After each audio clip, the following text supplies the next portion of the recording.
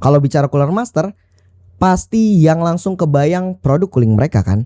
Nah, kali ini yang mampir ke meja Pongki adalah sebuah keyboard mechanical low profile dari Cooler Master.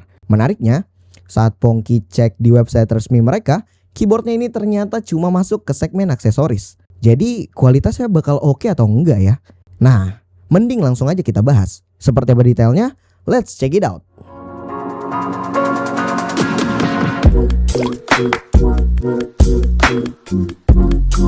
Halo guys, balik lagi bersama Pongki. Kali ini Pongki akan membahas Cooler Master SK653 Wireless Mechanical Keyboard. Di sini kita gak cuma bahas dari segi spesifikasi aja, tapi juga akan kita tes langsung, sekaligus melihat fitur-fitur apa aja yang ditawarkan. Jadi, apakah keyboard ini worth the price? Let's go kita bahas.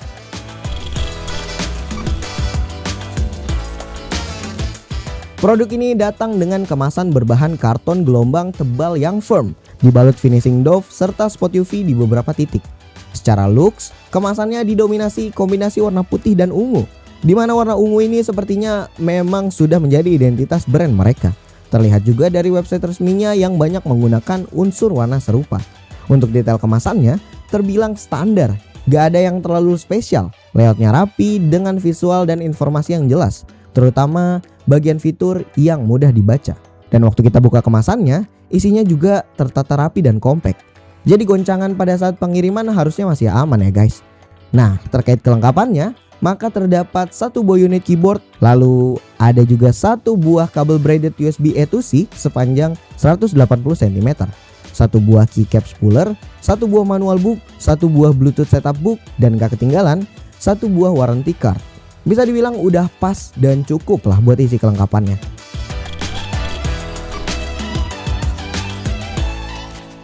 Untuk urusan build quality-nya, keyboard ini menggunakan kombinasi dua material.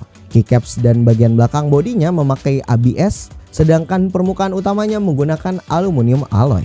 Dimensi produk ini berada di 43 x 12 cm dengan ketebalan 2,5 cm dan bobot 728 gram. Dengan ukuran dan bobot tersebut, keyboard ini bisa dibilang cukup bongsor. Masih oke buat dipindah-pindah, tapi agak ribet kalau mau sering dibawa bepergian.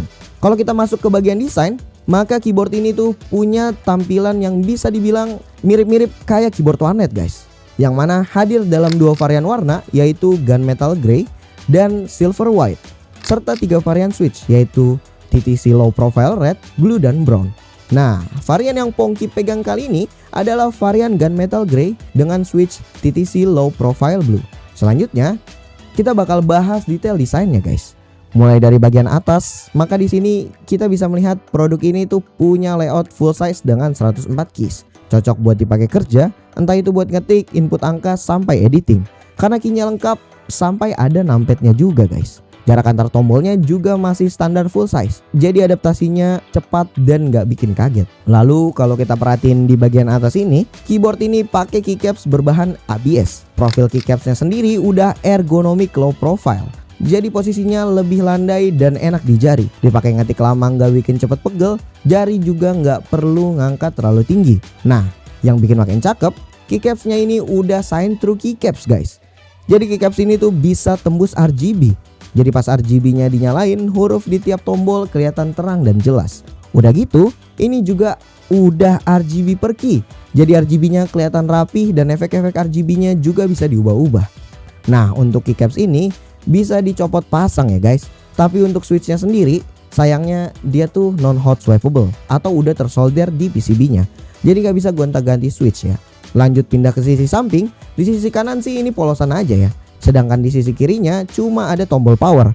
Nah, kalau kita pindah lagi ke sisi di bagian depan dan belakang, di sini bagian belakangnya polosan aja. Sedangkan bagian depannya ada port USB Type-C buat charging sekaligus mode wired. Terakhir, kita pindah ke bagian bawah. Di sini ada 4 buah bantalan karet yang tujuannya biar gak gampang kegeser pas udah ditaruh di meja. Lalu ada 2 buah height adjuster buat mengatur ketinggian keyboard.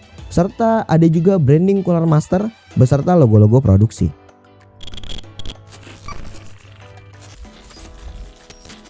Secara fitur, salah satu hal yang paling berasa di keyboard kan feel ngetiknya ya. Nah, keyboard ini tuh secara feel ketik gak bisa dibilang empuk, karena ya emang belum ada pakai sistem gasket mount. Jadi karakter ketikannya cenderung lebih keras dan rigid. Keyboard ini seperti yang udah Pongki bilang pakai TTC low profile blue switch yang punya karakter clicky. Jadi setiap kali ditekan bakal ada bunyi-bunyi clicky yang lumayan berisik. Buat sebagian orang, terutama orang yang suka sama feedback suara dan sensasi ketikan ini, mungkin bakal berasa satisfying. Tapi jujur aja, buat lingkungan kerja yang tenang atau share space, suara ini bisa jadi agak ganggu. Nah, sekarang pasti pada penasaran. Bang, emang seberisik apa sih suaranya? Oke, langsung aja Pongki tunjukin. Check this out.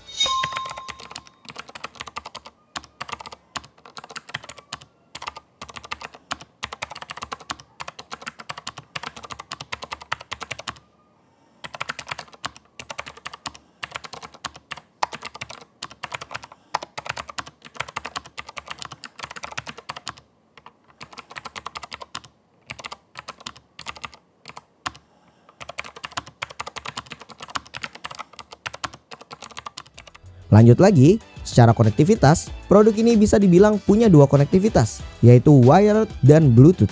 Untuk mode wirednya, kalau kita mau pakai, pastiin dulu tombol powernya dalam keadaan mati. Habis itu tinggal colok aja kabelnya dan keyboardnya langsung bisa dipakai. Gak perlu ribet setting apapun.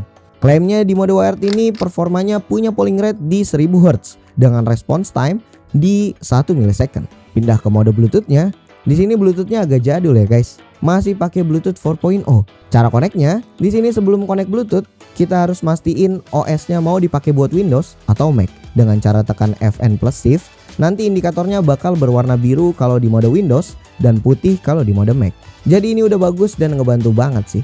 Lanjut kepada pairingnya sendiri, tombol power harus dinyalakan. Lalu masuk ke mode pairing dengan kombinasi Fn plus Z, X atau C.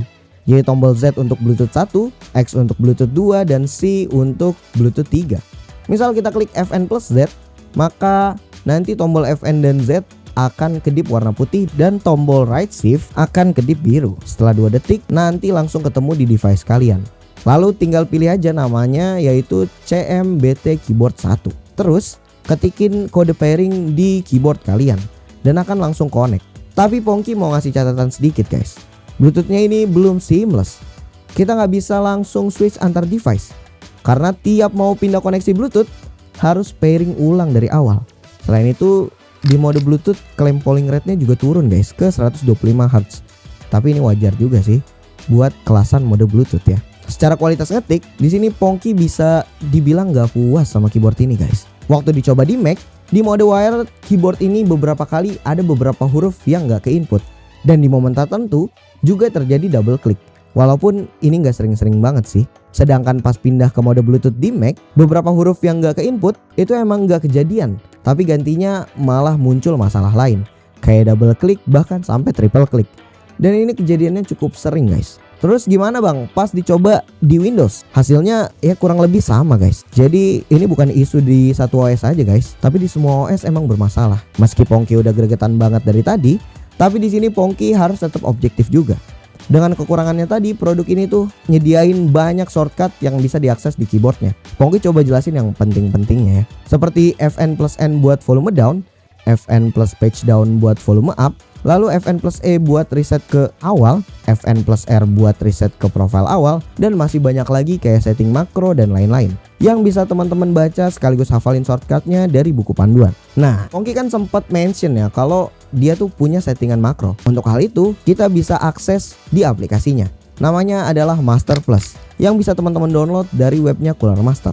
Sayangnya software ini cuma bisa buat Windows ya guys. Jadi buat Mac OS agak ribet tuh pasti. Lanjut, kalau udah teman-teman download dan install, pastiin kalian lagi dalam mode wired ya. Pas dibuka, aplikasinya nanti langsung kebaca seri keyboard ini, yaitu SK653. Langsung kita pilih aja. Pas sudah dipilih, di sini banyak banget fiturnya guys.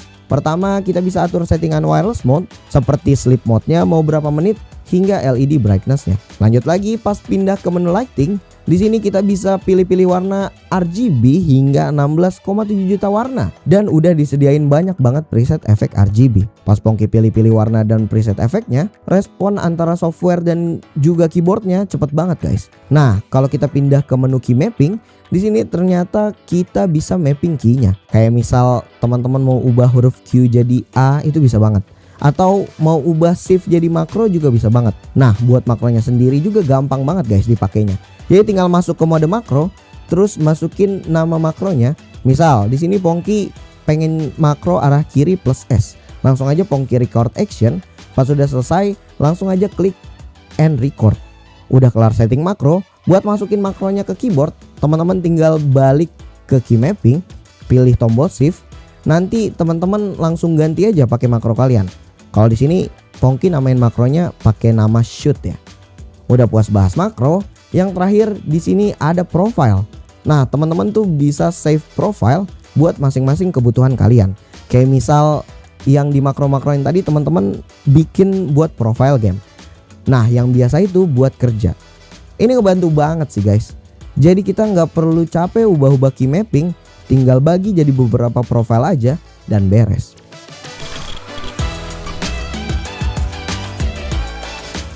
Yang terakhir, terkait urusan daya, keyboard ini punya baterai lithium polimer sebesar 4000 mAh dengan konfigurasi 2 baterai kali 2000 mAh. Dengan baterai segini harusnya udah aman ya dipakai jangka panjang. Karena pas Pongki pakai udah kisaran 3 harian, dari baterai 100% tuh cuma turun ke 80% aja, alias turun sekitar 20%. Nah, dari situ bisa kelihatan kalau efisiensi dayanya ini tergolong oke. Dengan pemakaian normal harian seperti RGB nyala full 100%, lalu dipakai ngetik, browsing dan kerja, kalau kita tarik kasar aja, sekali full charge mungkin bisa tembus belasan hari. Bahkan bisa lebih lama lagi tergantung intensitas pemakaian dan mode koneksi yang dipakai. Dan nanti kalau kita mau charge keyboardnya, bisa pakai kabel yang disiapkan dalam paket penjualan. Ya tinggal colok aja deh ke port USB Type-C di bagian depan keyboardnya. Selama proses pengisian daya, LED indikator di caps lock akan menyala berwarna merah. Sedangkan untuk lama pengisian dayanya sendiri, Cooler Master nggak kasih informasi resmi soal berapa lama waktu yang dibutuhkan buat ngisi penuh baterai dari keyboard ini. Dari hasil pengujian yang Pongki lakukan, produk ini di-charge menggunakan kabel bawaannya, maka saat dicolok produk ini terbaca mendapatkan daya stabil di 3 watt dan butuh waktu sekitar 20 menitan, baterainya terisi 14%. Hasil ini nunjukin kalau proses chargingnya bisa dibilang tergolong cukup santai, bukan yang ngebut tapi juga masih aman buat pemakaian harian. Juga dengan daya yang stabil di 3 watt, pengisiannya cenderung konsisten tanpa lonjakan atau drop aneh. Jadi lebih ke arah aman dan awet lah buat baterainya. Overall, menurut pendapat pribadi Pongki, Cooler Master SK653 wireless mechanical keyboard ini tuh kelihatannya menjanjikan banget kalau cuma dilihat dari spek dan fitur di atas kertas. Tapi pas dipakai harian, rasanya masih belum sepenuhnya matang. Di sisi positif, build quality-nya kerasa solid berkat kombinasi aluminium alloy dan ABS. Desainnya clean dengan kesan premium dan layout full size 104 keys yang lengkap. Udah gitu, produk ini juga punya software buat atur lighting, key mapping, makro sampai profile. Sayangnya secara objektif pengalaman pakainya belum seoke tampilannya guys. Seperti yang udah kita bahas, kalau barang yang Pongki dapat tuh ada masalah pas ngetik. Tapi ya di sini Pongki coba buat positive thinking lah. Bisa jadi yang kayak gini tuh cuma punya Pongki aja. Jadi kesimpulannya, produk ini cocok buat teman-teman yang emang pengen nambah koleksi keyboard. Tapi kalau buat teman-teman yang emang mau pakai buat daily, mungkin bisa dipikir-pikir lagi. Karena dengan harga di kisaran 600 ribuan, harusnya kita bisa dapat keyboard yang fiturnya udah lebih oke lah. Kayak udah dapat gasket, udah triple connection, dan lain-lainnya. Tapi kalau teman-teman mau tetap mutusin buat beli, link oranye udah Pongki taruh di deskripsi video ya. Jangan lupa untuk like dan share video ini. Plus cek juga sosial media serta website Pichel Media Group melalui link di deskripsi. Jangan lupa bisa mampir juga ke YouTube channel kita yang lain, yaitu Pichel Main Games yang bahas game konsol, PMG Fames yang bahas vlog aktivitas Pichel dan keluarga, serta Pichel Toys Times yang bahas soal mainan. Jangan lupa pada subscribe ya guys. Jadi itu dia video dari Pongki kali ini. Thank you guys for watching. I'll see you in the next video. Bye bye. Keyboard desainnya bagus, tapi ngetiknya banyak banget kesalahan sama banyak banget input lag plus delay. Ini gimana nih ya?